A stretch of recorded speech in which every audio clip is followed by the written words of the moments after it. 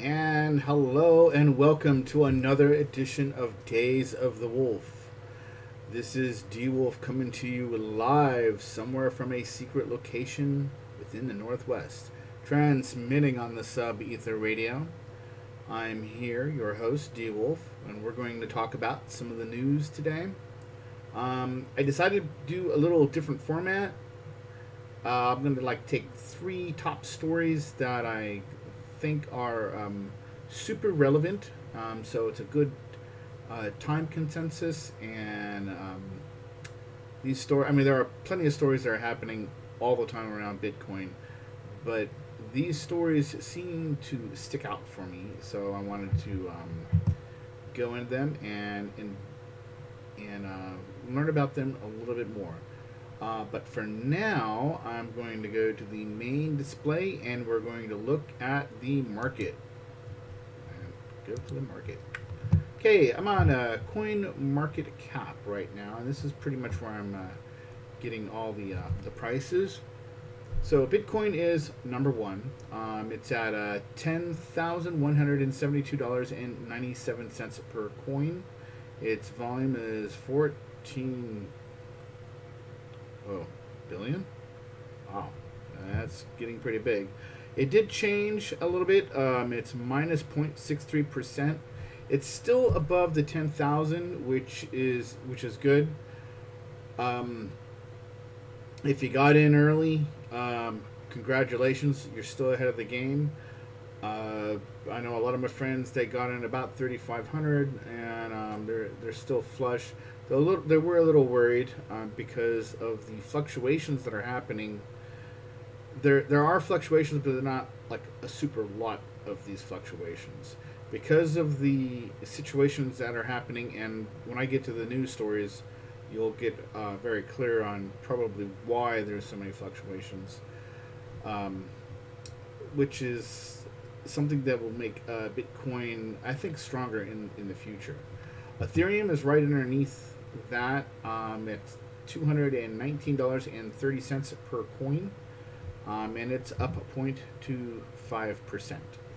And XRP, I haven't really done a lot with XRP. It's at 29 cents per coin, and it's up 0.44%. Let me see if I can get the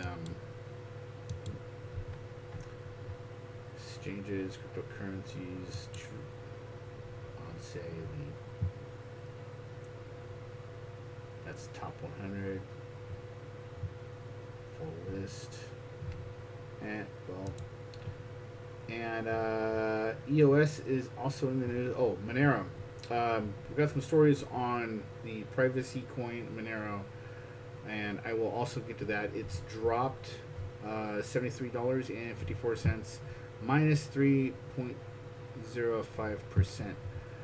Now, first story of the evening. South Korea, Upbit, becomes the latest exchange to delist privacy coins. And this is including Monero. As you can see here, that's XMR, Dash, Zcash, Haven, BitTube, and Pivx. And this is on their exchange. And this is not all exchanges, but the regulators are really putting the pressure on a lot of exchanges. They do not like the privacy coins that are private out of default. Now, for those of you that are trading still in crypto and, Bitcoin, where it's not really private, there's still traceable routes. There are wallets that you can still utilize, and I'm talking about the Samurai wallet, where you can put and put them in CoinJoin and mixers to still preserve your privacy. These coins that are being delisted on South Korea's Upbit, they're just being dropped. The coins themselves have privacy features built into them. They were created that way. And the regulators are basically just freezing that out, so no one could Well, it's making it more difficult, but it's not making it impossible. My personal opinions on this is that the more they squeeze and tighten their fist, the more sand slips through their fingers, and there's going to be another exchange created by another set of software. That's going to allow these exchanges. The regulators are going to come after them, through a lawsuit and stuff, and then the whole cycle repeats. They're going to drop the coins.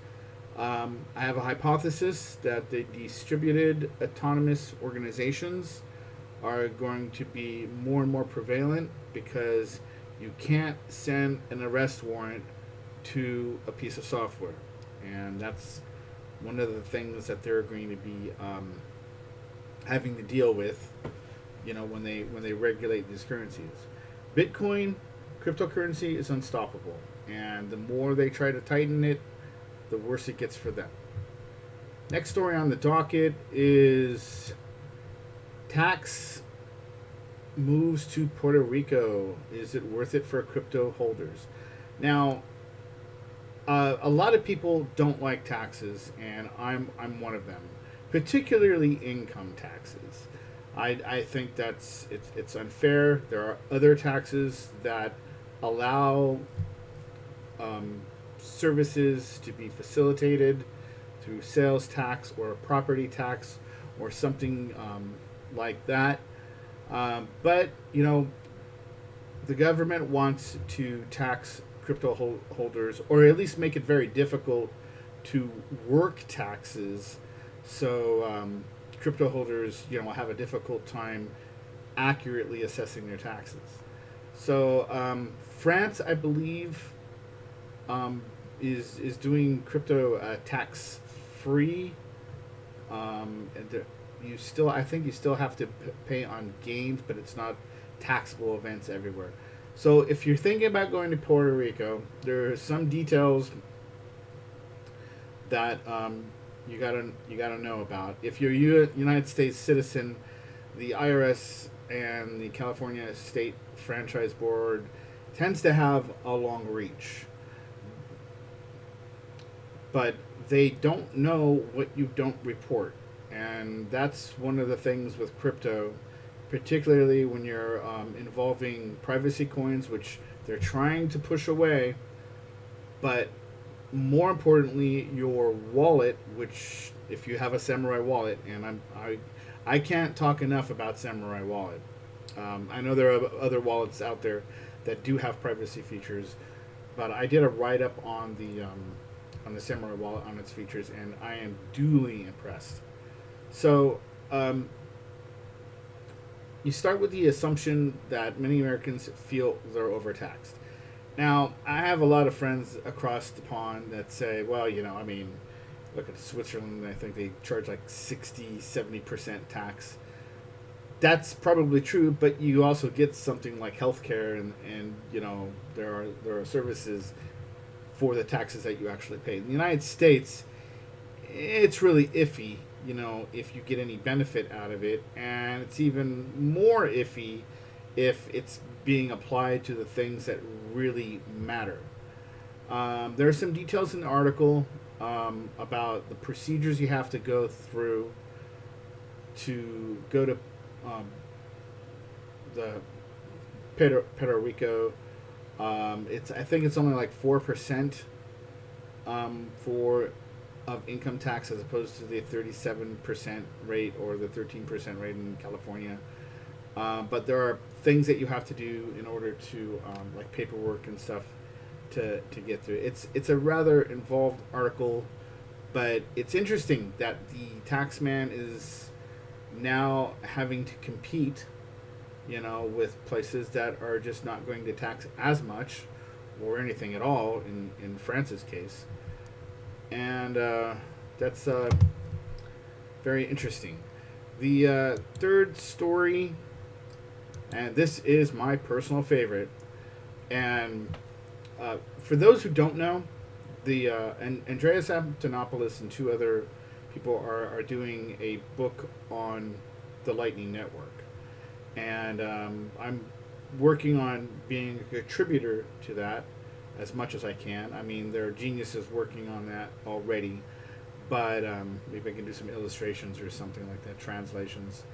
But the Lightning Network now has an option for people to avoid Coinbase and BitPay, which are KYC,